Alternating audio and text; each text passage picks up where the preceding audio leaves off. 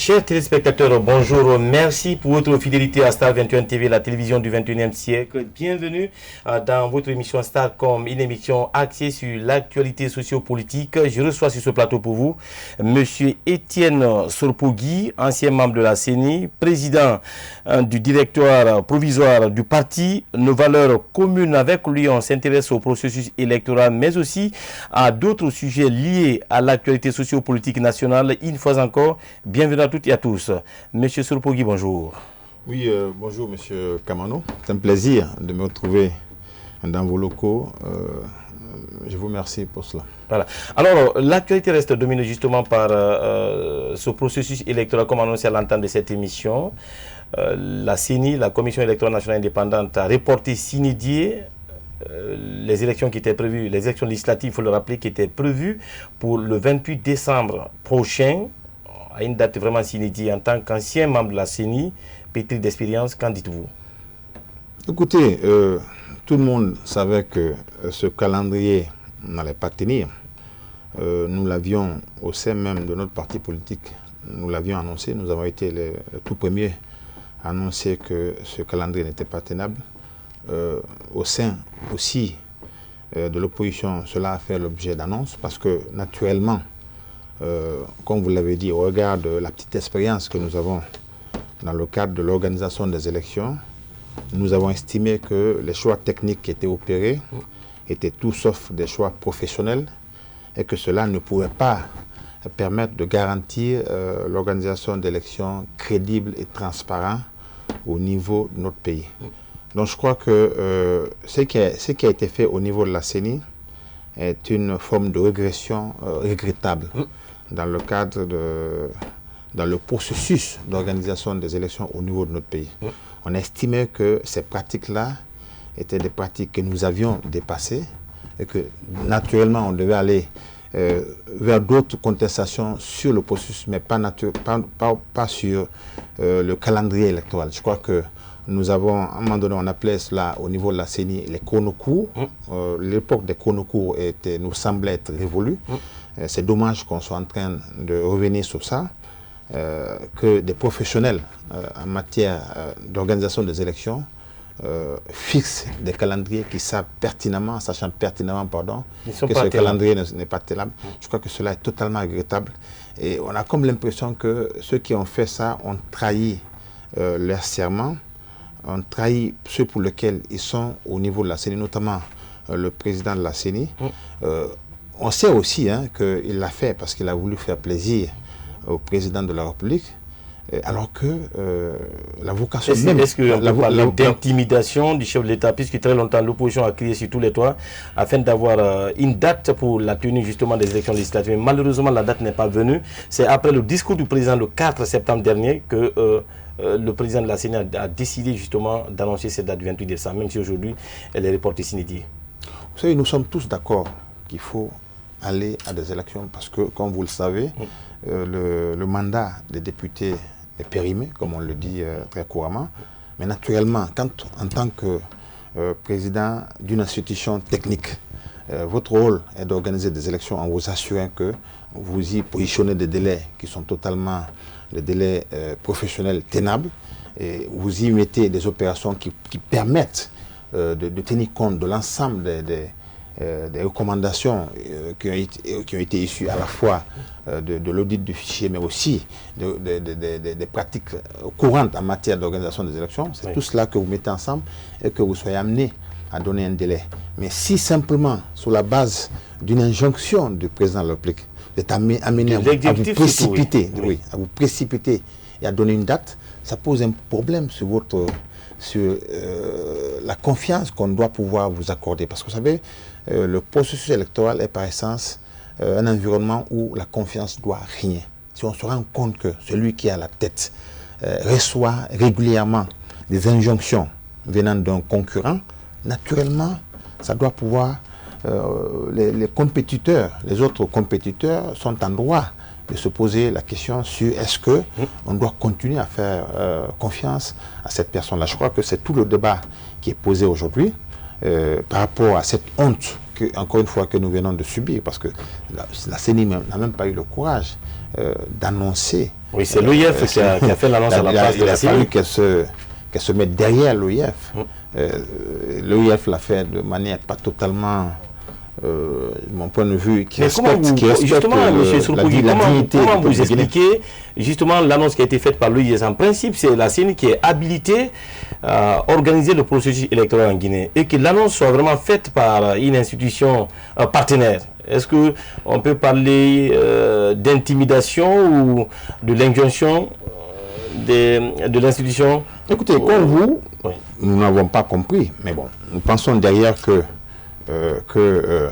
la CENI ayant déjà constaté que ce qui a été fait était une farce, a dû utiliser, permettez-le-moi le terme, a dû utiliser l'OIF pour donner une certaine forme à cette farce, mais malheureusement l'OIF, dans les termes, n'a pas été gentil avec la CENI, parce qu'elle a employé les mêmes termes que nous avons employés pour dire que ce calendrier n'est absolument pas tenable et ne respecte aucun principe en matière de management d'élection. Je crois que ça, c'est des choses qu'il faut...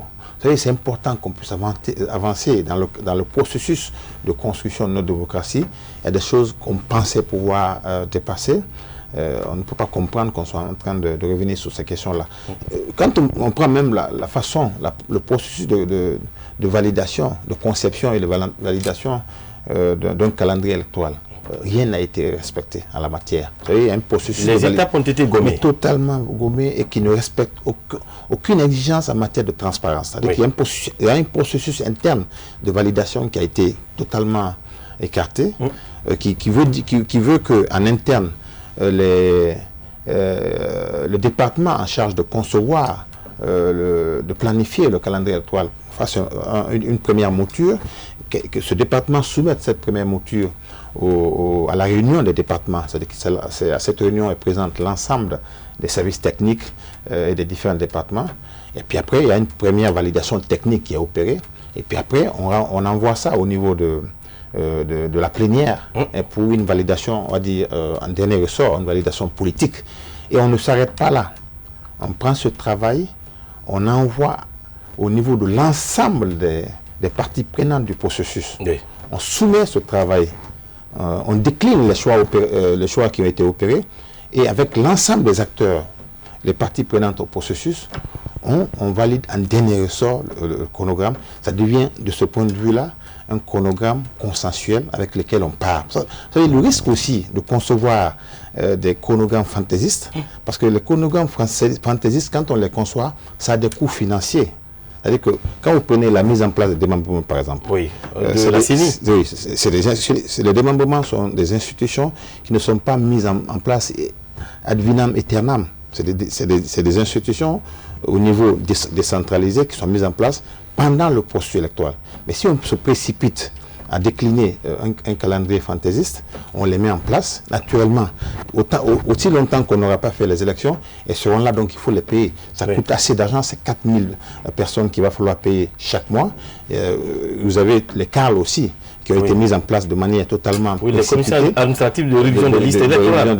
Les CAL, comme on les appelle, ont été mises en place. Il va falloir les payer aussi longtemps qu'on n'a pas finalisé ces opérations de révision. Je crois que tout cela, vous avez vu autour de Conakry, les affiches ont été faites pour indiquer... Justement, par rapport à la campagne pour éviter l'enrôlement. Les citoyens à se faire enrôler. Tout cela, c'est des ressources, malheureusement, qui vont être perdues. Ça fait partie du budget. Totalement. Donc, il va falloir reprendre tout ça et donner des indications sur les nouveaux délais, alors qu'on aurait pu économiser ces ressources-là, parce que ça, c'est de l'argent, on a envie de dire, jeté par la fenêtre. Oui. Donc, tout cela n'est pas professionnel. La CENI aurait dû... On peut parler d'un manque de concertation à l'interne avec, justement, les autres commissaires, puisqu'on a l'impression que Maître Salif Kébé, qui est le président de l'institution, n'a pas associé les autres commissaires à la prise de décision. Vous le pensez? Vous savez, ce n'est pas la première fois. Ça arrive, notamment au niveau du président de la CENI, de recevoir de sérieuses pressions. Ça, il faut le dire, ce n'est pas la première fois. Mais quand nous étions là, je crois que Bakary Fofana avait commencé à faire la même chose. On a dû le rappeler que... L'implication de l'exécutif. Absolument. C'est constant, c'est régulier, ce n'est pas visible, Mais cette pression s'exerce essentiellement sur le président de la CENI. Oui. Donc c'est important d'avoir à la tête de la CENI une personnalité qui soit en mesure de résister aux pressions. C'est fondamental. Très important. Parce que le président, au niveau de la CENI, a un rôle important. Et je l'ai dénoncé la dernière fois. Quand je quittais la CENI, on m'a demandé qu'est-ce qu'il pourrait faire pour que, comme vous, ou contrairement à vous, la CENI qui sera mise en place ne sera pas sous les feux des critiques. Des critiques, oui, comme à l'époque. J'ai dit à l'époque que, malheureusement, cette CENI, de par la loi qu'il a mis en place, part avec une malformation congénitale. C'est-à-dire c'est-à-dire que on s'était rendu compte à l'époque que le président de la CENI, issu de la société civile, donc les deux personnalités qui devaient venir de la société civile, ont été choisis par la présidence de la République, par l'exécutif, donc par un concurrent. Naturellement, dès l'instant que ce choix est opéré au niveau des sectoriats, il y a naturellement un deal qui va s'instaurer entre celui qui est censé gérer une institution indépendante, supposé être indépendant de l'ensemble des acteurs, y compris de la majorité, malheureusement a été choisi par la majorité sur la base d'un deal. Ça c'est dangereux, ça c'est un facteur de conflit. Malheureusement c'est vers ça que nous nous retrouvons aujourd'hui. Alors, nous allons nous intéresser à un autre sujet de l'actualité nationale, c'est par rapport bien sûr au retrait de l'opposition à l'Assemblée nationale. Vous êtes acteur politique, quelle lecture faites-vous? Écoutez, je crois que ça devait se faire finalement. Je crois qu'au sein de l'opposition, c'est vrai que nous n'avons pas directement en tant que parti politique de représentants au niveau du Parlement, mais nous avons dit à nos partenaires, notamment l'UFDG, l'UFR, que le combat pour lequel nous sommes en train de nous battre, qui consiste à dire au président de la République, contre lequel nous n'avons personnellement pas de problème, mais bon, qu'il ne peut plus, et ce n'est pas possible, de vouloir remplir pour un troisième mandat. On ne peut pas à la fois demander, apporter des revendications de cette nature-là vis-à-vis du président de la République et de l'autre côté, continuer à rester, continuer à profiter d'un mandat échu. Ça nous semblait totalement incohérent. Nous avons en interne apporté ces remarques-là au niveau de nos partenaires. Mais malheureusement, à l'époque, c'est vraiment qu'on n'a pas été pris en compte. Tout vient en son temps. Donc nous sommes aujourd'hui très heureux que finalement, c'est vrai qu'il y avait eu assez de pression, il faut le rappeler, mais bon, qui était aussi interne. Puisqu'à l'époque, on a suivi, Faye a été le premier à demander le retrait des députés de l'opposition à l'Assemblée nationale, mais malheureusement, il n'a pas été entendu, puisque la réaction n'a pas tardé. Vous avez suivi l'UFDG, par exemple, qui avait demandé d'aller constituer la base avant de prendre toutes les décisions. Nous sommes dans un environnement politique particulier qui est la Guinée. Et je crois que ce qui est important, que dorénavant les gens se rendent compte qu'une décision comme ça valait la peine d'être prise. Et je crois qu'aujourd'hui, cette assemblée n'est plus une assemblée parce que simplement une frange importante qui la compose s'est retirée. Je crois qu'il s'agira pour le pouvoir en place d'en tirer toutes les conséquences. Et naturellement d'aller dans le sens du respect des revendications qui sont formulées par la société guinéenne dans son ensemble. Ce n'est pas seulement la classe politique, mais aussi c'est la société guinéenne dans son ensemble. Je crois qu'on reviendra. Ok, alors nous allons vous proposer un reportage réalisé par la rédaction politique de Star 21 TV, axé justement sur le retrait des députés de l'opposition à l'Assemblée nationale. On revient dans un instant. Ce que vous avez dit au Premier ministre n'engage que vous et les députés qui étaient avec nous, ça ne nous engage pas du tout. Ça nous engage. Ça ne nous engage pas du tout. Voilà. Ce n'est pas 12 députés qui ont engagé le gouvernement, mais c'est les députés de la mouvance en entier et dans leur entièreté. C'est dans une ambiance électrique que le porte-parole des députés de l'opposition a annoncé la suspension de leur activité aux travaux de l'Assemblée nationale. Une décision prise après plusieurs heures d'échanges entre le député du groupe parlementaire, les libéraux démocrates et celui de l'Alliance républicaine, élargi au parti UDG de Mamadou Sylla et IPG de Feu Jean-Marie Doré. Chaque citoyen a le devoir de se conformer à la Constitution, aux lois et aux règlements.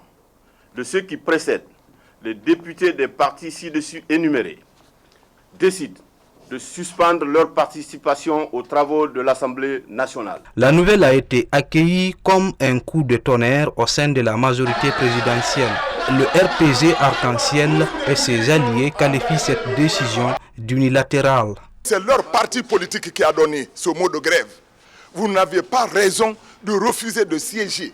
Siégeons et laissons nos états-majors discuter de nos différentes politiques dans les états-majors. Selon nos sources, l'opposition envisage également son retrait de certaines institutions stratégiques comme la Commission électorale nationale indépendante. Motif invoqué, les conditions d'organisation du processus électoral, mais aussi et surtout le projet de nouvelle constitution défendu bec et ongle par le régime d'Alpha Condé.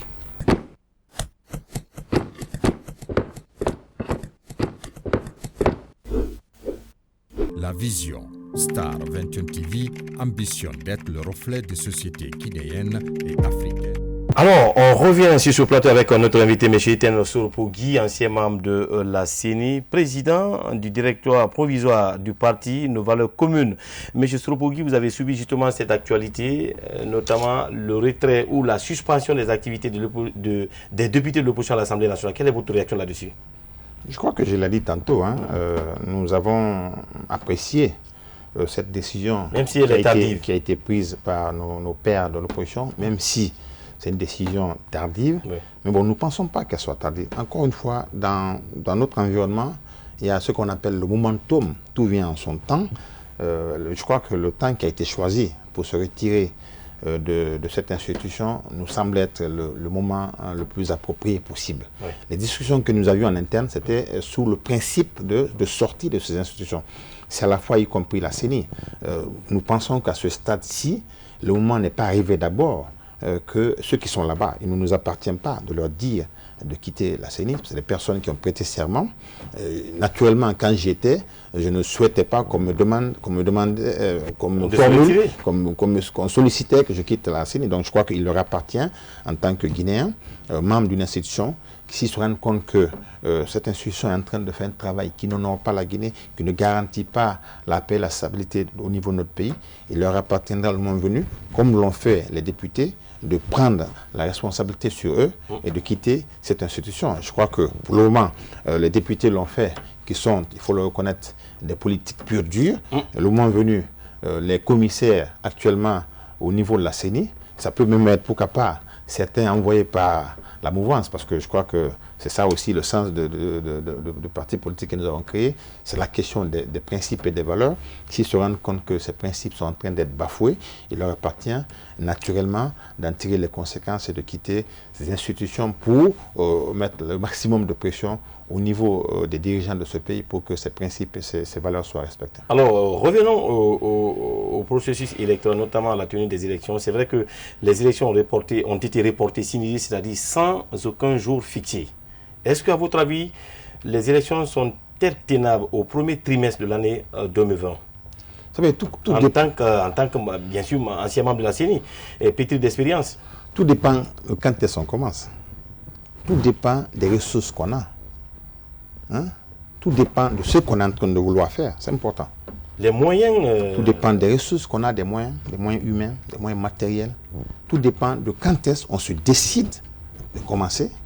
Tout dépend aussi des ressources matérielles et financières qu'on a. Oui. Je crois que c'est tout cela mis ensemble qui doit conditionner la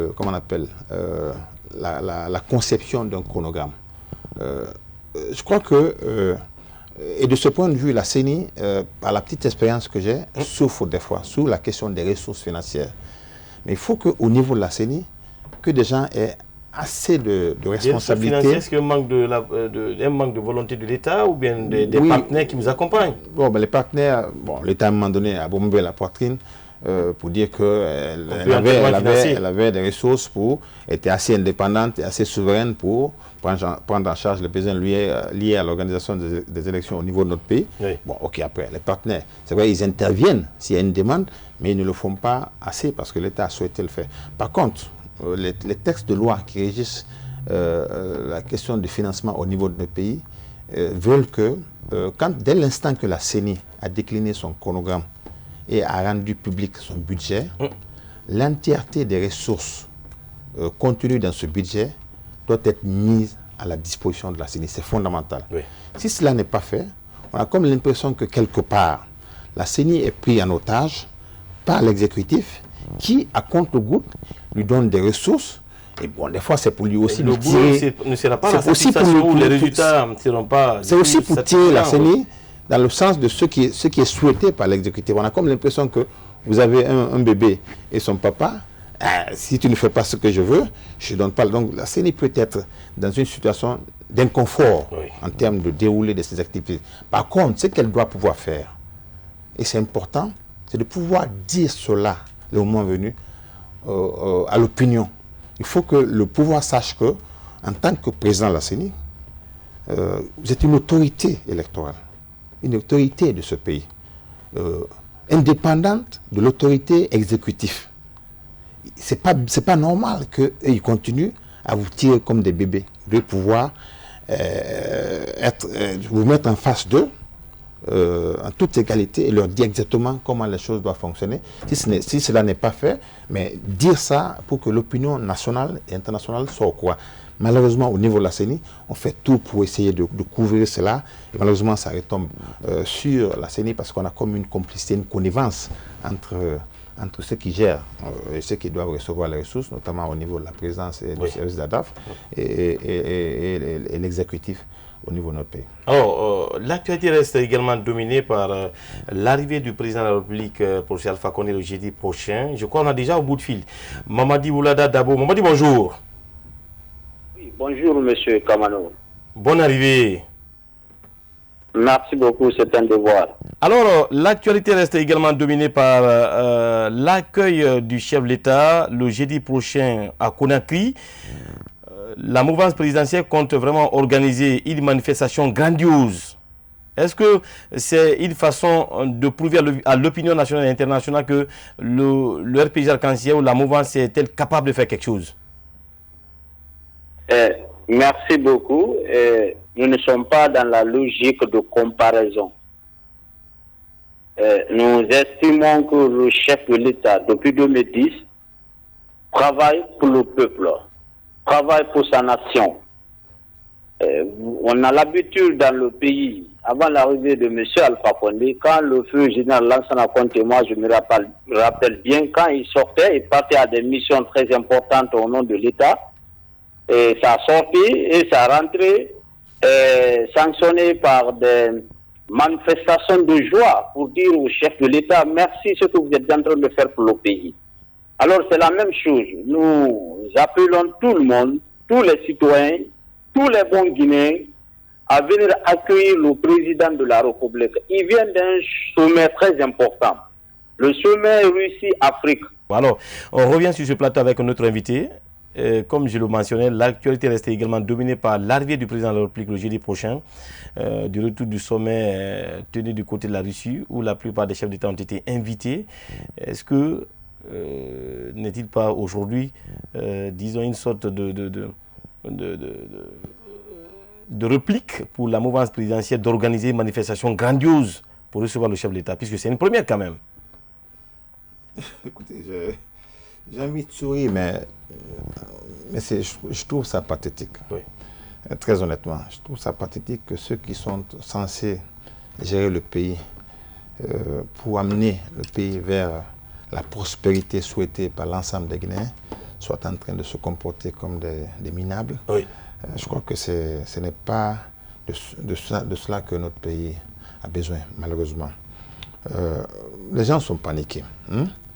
Parce que la Guinée, dans son entièreté, dans sa pluralité, est sortie le 24 octobre pour dire que une présidence à vie ne passera pas dans ce pays. Naturellement, les gens veulent tromper encore une fois le président. Je crois que tout cela, c'est moins pour recevoir le président, mais c'est pour encore profiter de cette situation pour dilapider les peu de ressources qu'on a. Oui. ces gens-là, vous discutez avec eux, la plupart de ces personnes, vous discutez avec eux en privé. Ils sont convaincus que ce projet-là ne passera pas. Vous discutez avec eux en privé. Non, déjà, on a vu la réaction du peuple de Guinée. Vous discutez avec eux, je parle même de ceux qui sont autour du président de la République. Vous discutez avec eux en privé, vous comprendrez, et des fois, ils n'hésitent même pas à vous le dire. Il y a un de nos collègues de FNDC, les militaires qui les ont arrêtés, leur ont dit, vous êtes dans un combat noble, continuez à faire ce combat.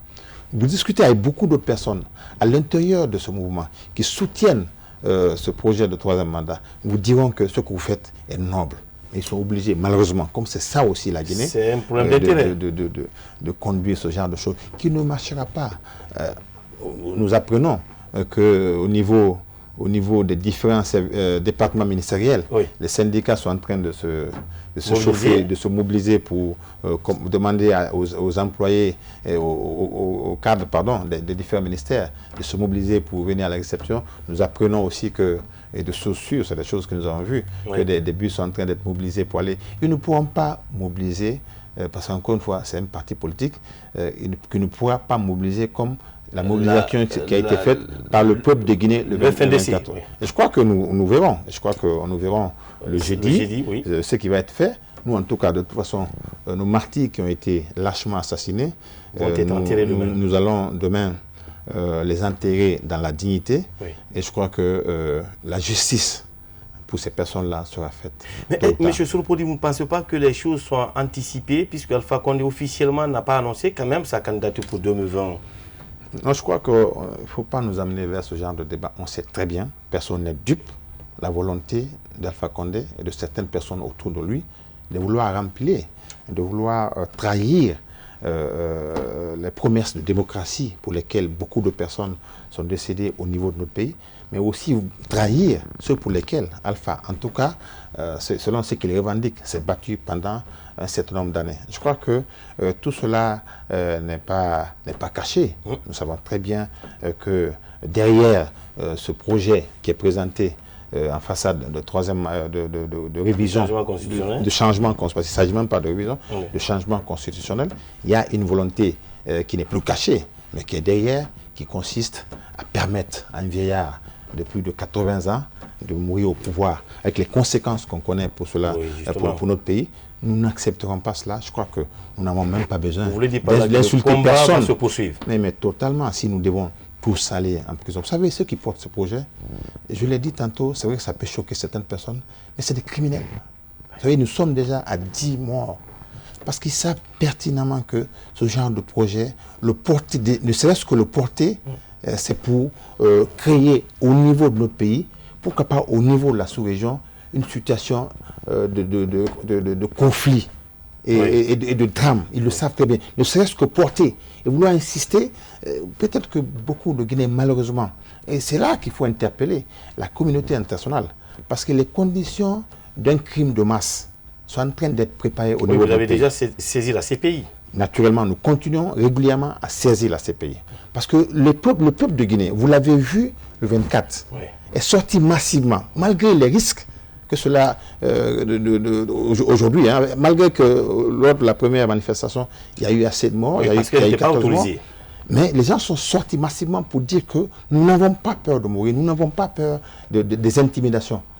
Encore une fois, les gens continueront. Et je crois que tant que nous n'aurons pas cette annonce solennelle venant du président de la République qui consiste à renoncer à ce projet qui ne l'arrange pas du tout, je crois que le combat à notre niveau va sereinement se poursuivre. Et naturellement, à la fin de ce combat, nous savons qu'il va être très rude, qu'il va être long, mais que nous allons remporter au profit du peuple de Guinée. Nous en tirerons toutes les conséquences qui s'imposent le moment venu. Et ceux qui auront trahi le peuple, ceux qui sont en train de tuer aujourd'hui les fils de ce pays, simplement parce qu'ils ont voulu exprimer une opinion. Ceux qui sont en train d'enfermer des personnes, simplement parce qu'ils ont voulu exprimer une opinion. Ils ont voulu simplement, parce que les autres, on les a arrêtés, simplement parce qu'ils ont voulu exprimer une opinion. Ceux qui en rient, parce que c'est de ça qu'il s'agit. Le président Alpha Condé, il en rit quand il tient des déclarations. Vous avez dans un pays, en tant que président de la République, plus d'une 13 personnes qui sont décédées, vous en riez. Aujourd'hui, la stratégie du parti au pouvoir, et ce n'est pas digne de ceux qui gèrent le pays, c'est de tout faire, et ça on ne le dit pas souvent, de tout faire pour opposer les communautés guinéennes. Pour dire que, dès que vous entendez le président dire, oui, la mobilisation ne s'est passée que sous l'axe et à l'abbé, ça veut dire quoi? Ça veut dire qu'il n'a pas envie de... Ça veut dire qu'il veut ramener ça à une question de peuple. On ne peut pas jouer avec ces questions-là. Et quand un président de la République, qui est supposé travailler, et c'est un devoir constitutionnel, de rassembler les citoyens de son pays, tient ce genre de discours, c'est très dangereux. Parce qu'encore une fois, ces genres de stigmatisation ne peuvent amener qu'à un seul endroit, c'est la guerre civile. Et malheureusement, c'est lui qui l'entretient. On ne le souhaite pas, mais il l'entretient. Et malheureusement, ça, on en rigole, tout le monde, et ça passe comme ça. Ok. Alors, nous allons vous proposer un autre extrait de la rédaction politique de Star 21 TV concernant, bien sûr, le report, justement, de ce processus électoral, notamment les élections législatives initialement prévues pour le 28 décembre prochain, reporté sine die. On revient après, justement, ce reportage. Annoncé pour le 28 décembre 2019, les élections législatives ne pourront pas se tenir à cette date. C'est du moins ce qui ressort de ce point de presse conjoint de l'Organisation internationale de la francophonie et la Commission électorale nationale indépendante. Le chronogramme qui était annoncé, en tout cas qui avait été proposé par la Commission électorale nationale indépendante, était difficile à mettre en œuvre. Ainsi, nous avons procédé à un certain nombre de suggestions dont le gouvernement guinéen a pris acte. Aujourd'hui, je suis en mesure de vous dire que donc, la date qui avait été proposée par la CENI, à savoir celle du 28 pour la tenue d'élections législatives, est à reconsidérer. Par cette décision, la CENI conforte la position de l'opposition qui dénonçait un chronogramme irréaliste. Ce rétropédalage condamne la CENI à faire une nouvelle introspection sur sa capacité à organiser des élections crédibles et consensuelles.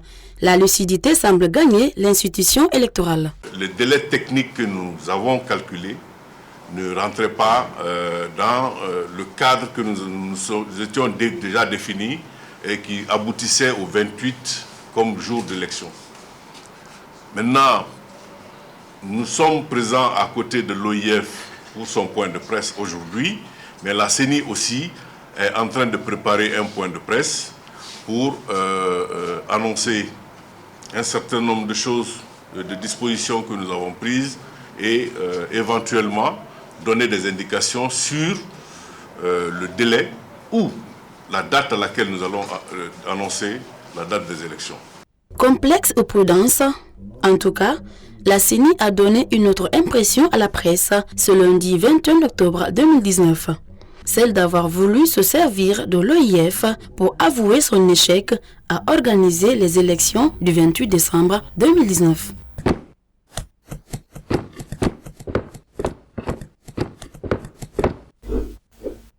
La vision Star 21 TV ambitionne d'être le reflet des sociétés guinéennes et africaines. Alors, on revient sur ce plateau avec bien sûr notre invité. Monsieur Soropogui, vous avez suivi justement ce reportage de Star 21 TV, notamment de la rédaction politique. Quelle est votre réaction là-dessus? Vous avez suivi le représentant de l'OIF en Guinée, le président également de la CENI, Maître Salif Kébé. Non, je crois que je l'ai dit à l'entame de cette émission. C'est encore une fois une gifle qui est infligée à la fierté de notre pays. Nous n'avons pas besoin normalement de l'OIF pour venir nous dire ce que nous savions déjà. Nous n'avons pas besoin d'un Malien à côté pour venir nous dire de ce que nous savions, de ce que nous sommes capables de faire. Malheureusement, par indignité, nous posons des actes en Guinée qui font toujours du mal à la fierté de notre pays. Je crois que ce qui a été posé au niveau de la CENI, mais encore une fois, cette fois-ci par le président de la CENI, parce qu'il a, de manière, par un mécanisme de forcing, en ne respectant aucune procédure aucune des procédures inscrites en interne de validation et de conception du calendrier électoral, il a pris sur lui de sortir et mettre ces choses-là. En faisant cela, vous savez, dans la conception d'un calendrier électoral, vous avez ce qu'on appelle les délais légaux. Les délais légaux sont des délais qui sont fixés par la loi. Quand vous concevez un calendrier électoral, vous ne touchez pas à ces délais. Parce que simplement, le président, elle a reçu des instructions du président de la République, il s'est permis de toucher à un certain nombre de délais légaux en les compressant. Notamment les délais liés à l'affichage des listes électorales et les délais liés à la correction sur le terrain. Vous savez, ça c'est totalement inacceptable parce que ça c'est une façon de trahir le serment pour lequel on est présent à la CENI, on est membre de la CENI. Et quand vous regardez les recommandations qui sont issues aussi de l'audit, quand vous regardez la nécessité qu'il y a aujourd'hui de refonder, de faire une certaine refonte au niveau du fichier électoral en permettant à ce que nous appelons les 4 générations de Guinéens qui n'ont pas été présents dans le fichier depuis un certain temps. La possibilité doit être donnée à ces personnes-là de réintégrer le fichier. Et naturellement, cela aussi devait prendre un certain délai en termes de mise en œuvre. Vouloir compresser ce délai en 25 jours, c'est totalement une façon de trahir aussi ceux pour lesquels on est au niveau de la CENI. Simplement parce que on a reçu, j'aurais même appris que le président de la République aurait appelé le président de la CENI pour dire mais pourquoi comment est-ce que tu peux mettre un chronogramme en sachant très bien que ça ne tient pas? Ah mais monsieur le président, vous avez dit dans vos déclarations que ça doit se faire bien avant la fin de l'année. C'est dommage. Ah ouais. Est-ce que vous pensez qu'on peut continuer à faire confiance? Pas du tout. Alors, M. Etienne Soupogui, l'actualité reste également dominée par cette condamnation des leaders du Front National pour la défense de la Constitution. Beaucoup d'entre eux ont été écopés à des peines de prison ferme en tant que président d'un parti politique et surtout membre de l'opposition et membre, je crois, du Front National pour la défense de la Constitution. Quelle lecture faites-vous? Écoutez, nous ne sommes pas surpris. D'ailleurs, nous sommes tous préparés à cela. Je crois que ceux qui sont là-bas, nous avons eu des discussions avec eux. Je vais vous raconter une anecdote. Allez-y. Quand nous avons dit à quelqu'un comme Sano Kunduno, nous allons tout faire pour que vous sortez de là, ils ont dit attention. La question, ce n'est pas que nous, on sorte d'ici. Parce que la question, c'est de travailler, vous qui êtes dehors pour le moment, pour que le combat pour lequel nous sommes ici soit abouti. Qu'on aboutisse. Aboutisse. Oui. Dit parce que ça ne sert à rien qu'on sorte ici si nous devons ressortir. Et le combat pour lequel nous nous battons n'a pas abouti, mais naturellement, il y a des risques qu'on revienne. Parce que nous ne nous céderons pas. Alors, je crois aussi, à la fois eux qui sont aujourd'hui en prison de manière injuste, on n'a même pas envie de commenter ça parce que c'est des personnes qui ne sont pas du tout affectées par le fait qu'ils sont en prison. Encore une fois, je peux vous dire qu'ils ne sont pas du tout affectés. Ils aiment bien ça parce qu'encore une fois, ils savent que s'ils faisaient pas mal pour barrer la route à cette imposture de plus, ils ne seraient pas en prison. Aujourd'hui, toutes les personnes qui sont à l'aise chez eux n'ont pas de problème. Donc, il nous appartient, nous autres, qui sont dehors, qui nous battons de poursuivre le combat à leur place. Et naturellement, en menant ce combat, la plus belle des manières, il y a des risques de rejoindre les autres amis. Peut-être que toute la Guinée, parce que c'est toute la Guinée qui est contre ce projet, ira et rejoindre nos amis qui sont là-bas. Je crois que les gens ne sont totalement pas ébranlés. C'est parce que, encore une fois, les dictatures, ça passe par ça. C'est des formes d'intimidation. Moi, je suis passé par la case prison en 2011. Donc, je sais très bien. Les gens ont dû prier. Les gens ont dû me prier pour sortir de là parce que j'ai dû leur dire vous devez passer au procès parce que je veux savoir pourquoi vous m'avez amené ici. Ils ont dû se précipiter pour me faire sortir de là. Je crois que nos amis qui sont là-bas seront dans la même situation parce que on sait très bien que les tractations sont... Donc, malgré des intimidations, vous n'êtes pas prêt à céder, le combat va se poursuivre. Mais absolument pas du tout. Alors là, on n'a pas peur de l'imprison. On n'a absolument pas peur de tout. Et ça doit être sûr. Je sais qu'ils le savent, ceux qui sont en train de travailler pour ça. Mais bon, je peux vous dire que personne n'a peur d'aller en prison dans le cadre de ce combat qui est en train d'être mené. Alors revenons au cas justement de la prochaine manifestation. Vous comptez organiser le lundi prochain une nouvelle manifestation pacifique sur l'ensemble du territoire national afin justement de poursuivre le combat pour renoncer à ce fameux projet qui fâche et divise les Guinéens. Je veux parler d'un changement constitutionnel. Est-ce que les mesures ont été prises au sein du FNDC pour éviter ce qu'on appelle des cas de débordement? Non, vous constaterez que la manifestation du 24 a été une manifestation qui a été grandiose en termes de mobilisation. C'est du jamais vu, mais elle s'est déroulée dans des conditions que vous savez. Ça veut aussi dire que s'il n'y a pas une certaine volonté d'intimider, de tuer venant du pouvoir en place, les manifestations que l'opposition en général organise sont des manifestations pacifiques. Ouais. Mais à chaque fois, le pouvoir a peur que l'opposition fasse une démonstration pour prouver à la face du monde, à la face de l'opinion qu'elle est la plus majoritaire. En tout cas, sur cette question-là, elle est la plus majoritaire. Le pouvoir a envie d'étouffer ce genre de manifestation, ce que nous n'acceptons pas. Et malheureusement, ça aboutit à ces assassinats qui sont aussi des assassinats ciblés pour essayer de faire peur. Oui. Mais personne n'a peur de ça. Quand nous sommes allés saluer la famille de Sano, pour leur dire, de la même manière que nous sommes en train de tout faire à la fille de Sano, pour que votre papa sorte de cette prison, elle a dit, attention, ce n'est pas ce que mon papa m'a dit. Mon papa m'a dit que le combat pour lequel il se bat, c'est ce qui est plus important pour lui que le fait qu'il soit en prison. Oui. Si ce combat est gagné, tant que ce combat n'est pas gagné, pour le peuple de Guinée. C'est ça, lui, il n'a aucun problème de continuer à rester en prison. Alors, s'il en sort, il sortira encore pour mener ce combat-là. Alors, bien avant d'avoir Honorable Youssouf Kamara Boutefil, je crois, du côté de la partie technique, ils vont continuer le combat pour justement la satisfaction de nos millions de téléspectateurs. Revenons sur cette autre question. C'est par rapport justement à ce revirement de 90 degrés de Broma Condé. On a suivi quand même Broma Condé sa lettre où il avait interdit toute manifestation politique sur l'ensemble du territoire national.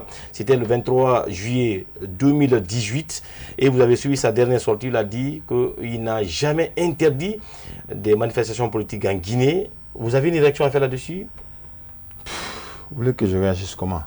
Quand on est en face des gouvernants qui sont capables de regarder le monde entier en face et de mentir de manière éhontée, vous voulez connaître quel genre de réaction? Je crois que est-ce que Brema n'a pas aujourd'hui la pression de l'exécutif sur lui?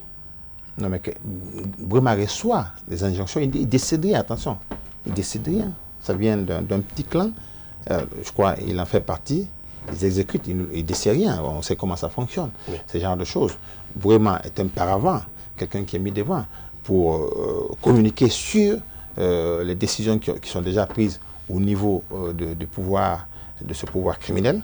Et Brema est là devant pour faire passer ce message. Parce qu'on pense qu'il a un certain talent de communicant, c'est tout. Et puis il est chargé des questions politiques. Je crois qu'il ne faut pas penser que c'est Brema d'un côté qui agit et que de l'autre côté, non, je ne crois pas. Je crois que c'est des stratégies qui sont mûrement réfléchies au niveau de l'exécutif, au niveau du parti-État. C'est ça, parce que ça aussi, c'est-à-dire que c'est le RPG qui gère directement en tant que parti politique, qui gère au jeu de l'État. Les structures sont confus. Les structures du parti sont imbriguées dans les structures de l'État, ce qui fait que nous sommes dans des situations de cette nature. Alors que, comme nous l'avions appris à un moment donné, vous avez à la présidence un certain nombre de conseillers qui avaient souhaité dire au président le salut pour notre pays était de manière sereine et de manière sincère avoir une discussion avec le FNDC. Pas seulement l'opposition politique, mais avec le FNDC pour voir les conditions dans lesquelles il devait être possible de retirer ce fameux projet. Alors, on a déjà au bout de fil Honorable Youssouf Kamara. Il est bien sûr de l'opposition, notamment de l'Union des forces démocratiques. Honorable Youssouf Kamara, bonjour. Bonjour, M. Saïd Kamano. Bonjour à l'équipe des jours. Alors, comme annoncé à l'entame de cette émission, la mouvance présidentielle compte organiser une grandiose manifestation le jeudi prochain afin de recevoir le chef de l'État, professeur Alpha Condé. Et vous êtes de l'opposition, qu'en pensez-vous?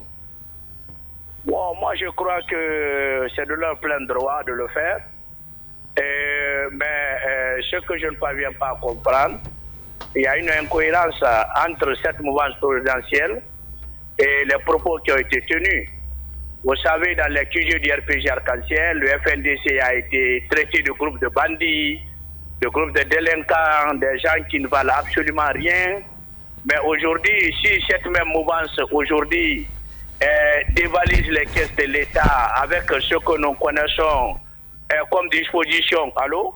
Oui, on vous reçoit, Laurent Youssou Kamara, continuez. Donc, avec ce que nous connaissons comme dispositif sur le plan économique, la mobilisation, l'achat de conscience et tout ce qui s'ensuit, moi je crois qu'il y a une grande incohérence à ce niveau. Et moi je crois encore que c'est une première pour tous ceux qui ont vécu sous Lansana Conté. Lansana Conté n'a jamais répondu à une manifestation de l'opposition ou des forces vives parce qu'il avait du boulot à faire. Oui. Quand un pays est abandonné financièrement, quand l'éducation n'existe pas, quand l'État n'existe pas, la sécurité et tous les facteurs qui décrivent un état de droit, n'existent pas, on continue la mamaya, on continue la fête. Aujourd'hui, $100 s'échange contre 1,025 000 francs. L'euro est à 1,125 000 à 130 000 francs. Oui. C'est que de jour au jour, nous connaissons une descente aux enfers. Une descente aux enfers parce que nous sommes dirigés par un gouvernement irresponsable qui continue à piller les ressources, qui continue à s'enrichir sur le dos du peuple, qui continue à tromper le peuple, qui continue à maquiller les choses à M. Alpha Condé, à lui faire croire qu'il est l'homme à tout faire sur cette terre, alors qu'en principe, il devait être un président, il devait tranquillement prendre sa retraite, un peu en milieu dans les campagnes, alors, pour reposer son esprit. Youssouf. Donc cette réception, c'est de la comédie. Cette réception, c'est une sortie abusive de nos biens dans les caisses de l'État.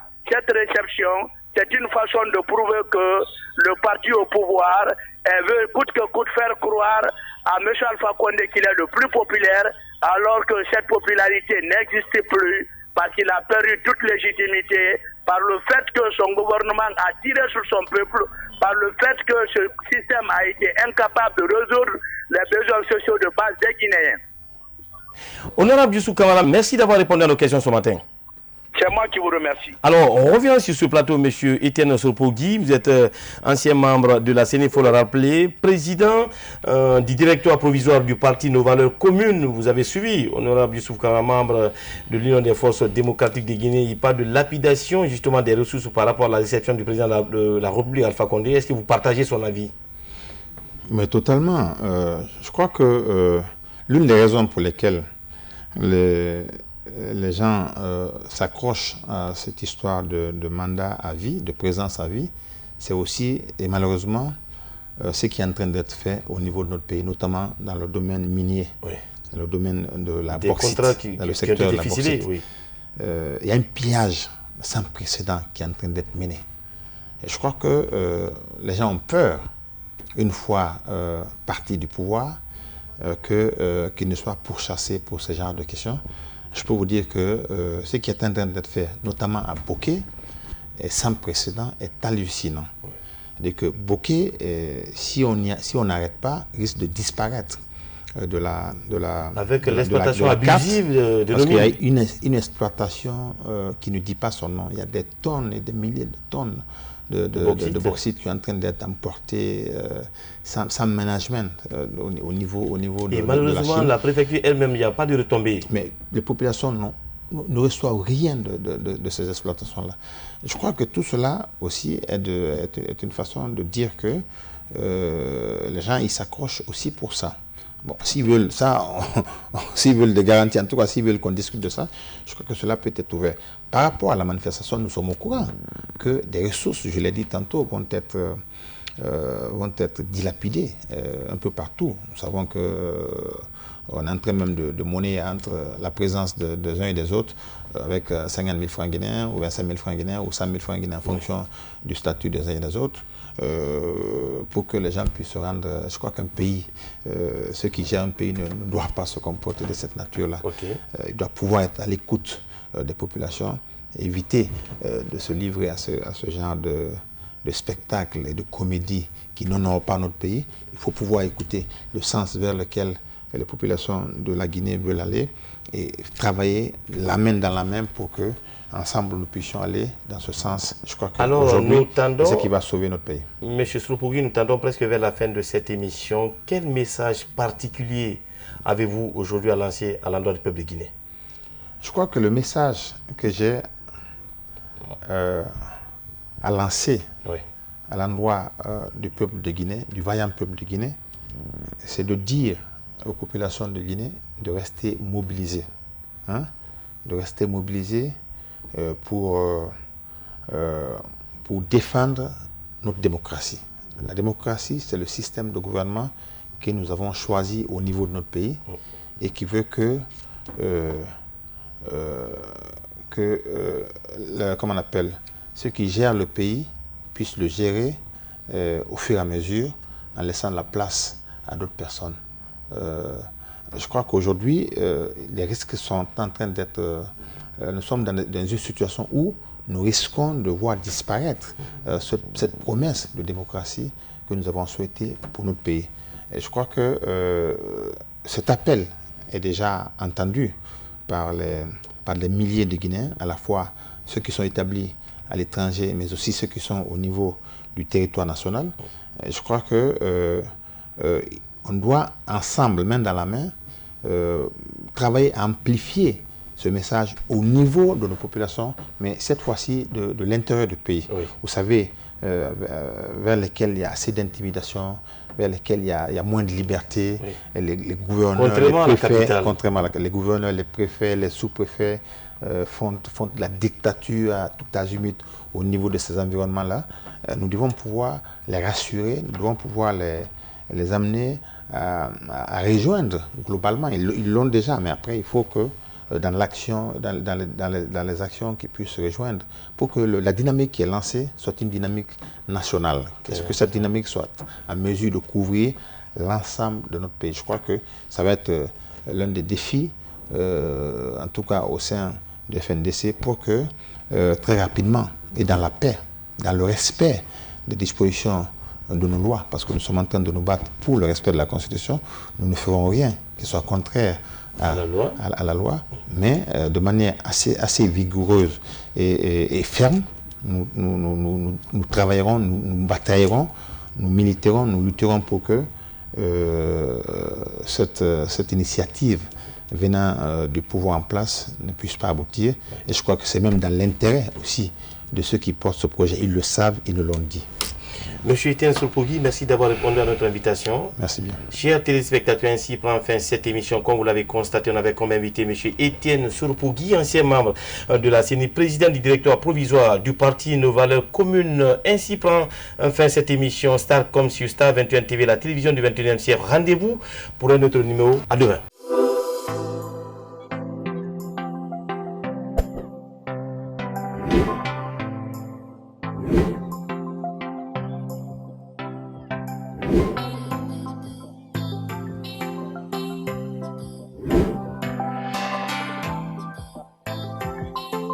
Thank you.